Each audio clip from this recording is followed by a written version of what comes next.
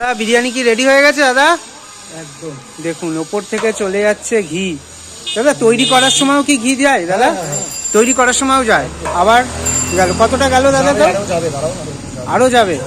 দেখুন দর্শক বন্ধুরা, আর আরেকটা জিনিস আপনাদের একটু দেখায়, আপনারা যদি লক্ষ্য করেন দাদা, প্রপার যদি দম হয় তবেই রাইসগুলো একদম দাঁড়িয়ে যায় না? একদম দাঁড়িয়ে যায়। এটা প্রপার দম হয়েছে কিনা বোঝার উপায়, তাই তো? বোঝার উপায়। আর তোমাদের কি ফুড কালার ইউজ করো কোনো? দেখুন ফুড কালার না, এটা কি জাফরান, তাই তো? দেখুন ওপর থেকে চলে যাচ্ছে কি। আর চিকেন মটন কি একই হাঁড়িতে? একই হাঁড়িতে কিন্তু দাদারা বিরিয়ানি তৈরি করে দর্শক বন্ধুরা। দেখুন এবার হাঁড়ি কাটা হচ্ছে। আর এটা হচ্ছে মধ্যম গ্রামের ওয়াও বিরিয়ানি, যেখানে মাত্র এখনো 50 টাকায় আছে।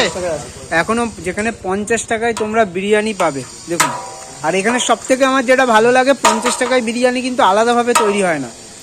মানে এই একই হাঁড়িতে কিন্তু 50 টাকা থেকে শুরু করে 500 টাকারও বিরিয়ানি, 500-600 টাকার বিরিয়ানি এই একই হাঁড়ি থেকে 900 টাকা, মানে এই হাঁড়ির থেকেই যাবে 50 টাকার থেকেই শুরু করে। দেখুন দর্শক বন্ধুরা, দেখুন দেখুন। আর তোমরা দাদা কোথা দিয়ে ঘিটা আনো দাদা? আমাদের ঘিটা আমার মধ্যমগ্রামে অনেক বন্ধুর ঘি বানায় আর কি, বানায় হয়, হ্যাঁ, তার কাছ থেকেই আসে। দেখুন